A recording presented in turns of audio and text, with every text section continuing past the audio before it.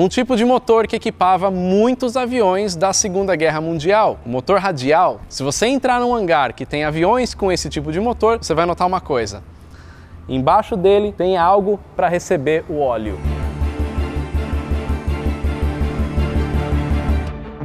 Fala pessoal do Aero, tudo bem? Hoje eu estou aqui no Campo dos Amarais, no aeroporto da aviação geral em Campinas, para mostrar um pouco sobre esse tipo de motor. Inclusive é aqui no Campo dos Amarais que tem os aviões aqui ó, da Mônica Edo, do Carlos Edo, e eu já tive a oportunidade de voar com eles. Em um outro vídeo eu mostro isso, então depois ó, dá uma olhadinha lá. Mas eu queria mostrar mais sobre esse motor, porque eu já falei de vários aviões que são equipados com um motor assim, mas eu nunca falei muito sobre o motor, e uma característica que chama a atenção é isso aqui, ó.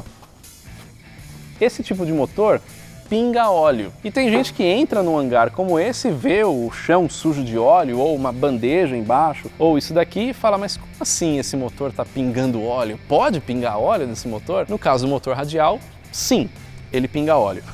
Mas vamos lá, um pouquinho sobre o motor em si. Esse aqui é um motor de 9 cilindros de 450 HPs. Motor radial, né, é um motor a pistão, mesmo princípio de funcionamento do motor do seu carro, ou o motor do Super Petrel, por exemplo, ou o motor de um Cessna 152, 172. A diferença é a disposição dos cilindros. No caso desses aviões que eu falei, um Petrel ou Cessna, tem os motores com cilindros opostos, ou seja, tem 2 ou 3 de um lado, 2 ou 3 do outro lado. Esse aqui é esse formato em estrela. E uma diferença do motor radial para esses outros motores, além da posição, né, da disposição dos cilindros, é a quantidade de cilindros. Os motores boxer, que são esses cilindros opostos, ou cilindros em linha, ou cilindros em V, quando você fala um V6, um V8, né, são cilindros nesse sentido assim, todos esses têm um número par de cilindros.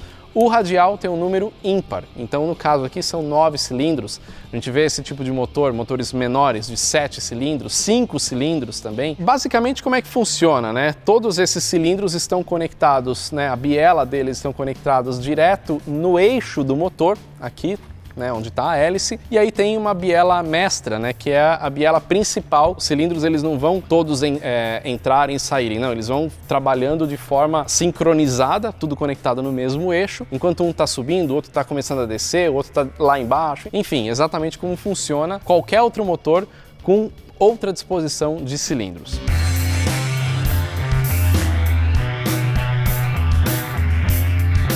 Esses motores eram muito eficientes, muito bons para aquela época, antes da Segunda Guerra, principalmente durante a Segunda Guerra Mundial, porque eles ofereciam muita potência para equipar os aviões que tinham. Então aviões grandes até usavam esses motores, mais de um, claro, mas chegou um momento que ele começou a ficar grande demais e pesado demais, porque ele tem uma desvantagem. Apesar de ter muita potência, a desvantagem é essa área frontal do motor radial. Quanto maior essa área frontal, mais arrasto ele vai gerar, então ele acaba também perdendo um pouco a sua eficiência, quer dizer, ele tem que gerar muita potência para eliminar o seu próprio arrasto, coisa que um motor em linha já diminui, porque o motor em linha ele é bem mais fino, então você consegue fazer uma aerodinâmica melhor no avião. Esse motor aqui está todo exposto nesse avião, porque ele está sem capô. O avião com motor radial pode voar sem capô, é até comum a gente ver aviões com essa característica. Isso é bom porque o motor radial, assim como outros motores a pistão de aviões, ele é refrigerado a ar, né? Então por isso que tem esse formato aqui, né, no cilindro, isso aqui justamente para aumentar o contato do cilindro com o ar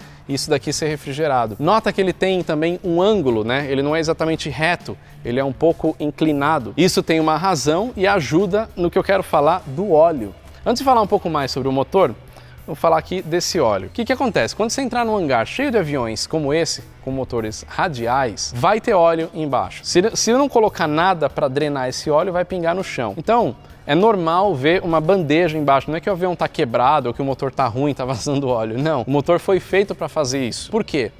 Porque olha a posição deles, né? O óleo, ele vai circular em todos os cilindros durante o funcionamento. É por isso que motor radial queima óleo durante o funcionamento. Você tem que ir completando óleo com muito mais frequência do que outros tipos de motores a pistão. Só que quando o motor para, todo esse óleo vai descer e ele vai ficar no cilindro mais baixo. No caso, ele vai acumulando aqui. Esse óleo vai descer pelos próprios cilindros, pelo cárter e também por essas tubulações aqui, desde o cilindro lá de cima. Então, desceu aqui, ele vai vir para esse acumulador e vai vir para um dreno que está aqui embaixo. E desse dreno vai pingar óleo. Aqui não dá para ver, mas esses escapamentos aqui, eles têm alguns orifícios por onde vai passar esse óleo. Tem essa parte aqui, ó, que está até suja de óleo. Tem aqui também esses respiros.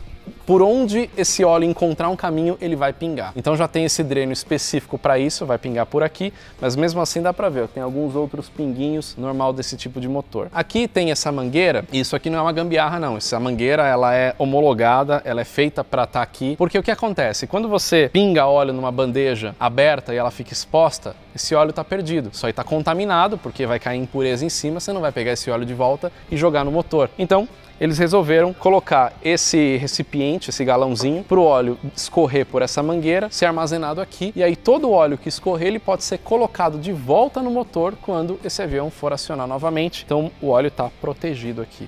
Então é por isso que você vai ver óleo embaixo desse tipo de avião num hangar como esse. É perfeitamente normal. Vamos dar uma olhada em outros aviões ali.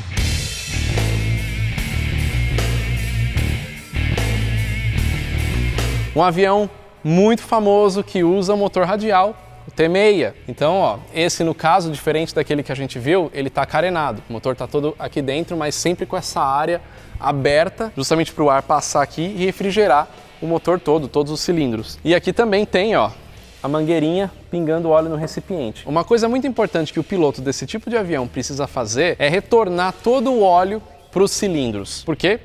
Decantou tudo, né? Desceu tudo, então os cilindros lá de cima estão sem óleo e os cilindros aqui de baixo estão com óleo demais. Se o piloto tentar acionar esse avião sem girar isso daqui, vai dar o chamado calço hidráulico. O que é o calço hidráulico? Tem muito óleo acumulado aqui embaixo e a partir do momento que o piloto der a partida e esse pistão começar a funcionar, ele vai encavalar com o óleo ele não vai comprimir e ele vai estourar a cabeça do cilindro. Isso daí é um prejuízo enorme, então precisa fazer todo o óleo estar uniforme em todos os cilindros. Como é que o piloto faz isso? Girando a hélice 9 vezes. Então um piloto desse tipo de avião é normal girar a hélice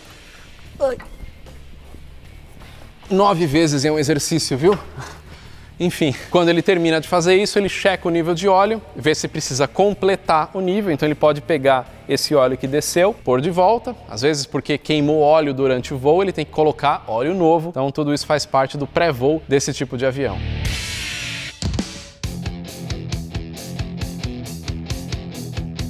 O motor radial, por desenvolver muita potência e também ter a possibilidade de aumentar o número de cilindros, ou seja, nesse caso a gente tem a chamada estrela dupla, que são duas estrelas combinadas para formar um motor mais potente. Então esse motor são 7 cilindros em estrela, nesse sentido, só que tem duas fileiras, nessa parte da frente e a parte de trás. Então esse tipo de motor equipava aviões como o DC-3, por exemplo, um avião para passageiros, né, antes da Segunda Guerra Mundial, depois operou como avião militar, o C-47, durante a Segunda Guerra Mundial, e outros aviões maiores ainda do que o DC-3 usavam o motor radial para poder voar. Então se a gente pegar aviões como o Boeing 307 Stratoliner ou o 377 Stratocruiser, ou se não o Constellation, Super Constellation, todos esses usavam esse tipo de motor. Por que esse motor caiu em desuso? Pela ineficiência da relação peso-potência. Ele começou a ficar muito pesado para a potência que ele oferecia. Um motor desse, por exemplo, desenvolve aí mais ou menos 900 HPs, eu não sei exatamente qual que é a potência dele, mas 900 HPs para um negócio desse tamanho, pesado desse jeito, já não é tão eficiente. E depois que começou a ser introduzida a turbina a gás, ou seja, os motores que usam uma turbina para girar uma hélice, como o turbohélice, por exemplo, e também os motores a reação, turbojato, depois turbofan, esse tipo de motor realmente já não tinha mais espaço para funcionar na aviação. Logo, todos os aviões de médio, grande porte para carregar passageiros que usavam motores assim, acabaram sendo substituídos por aviões com motores turbohélice e depois com motores a jato.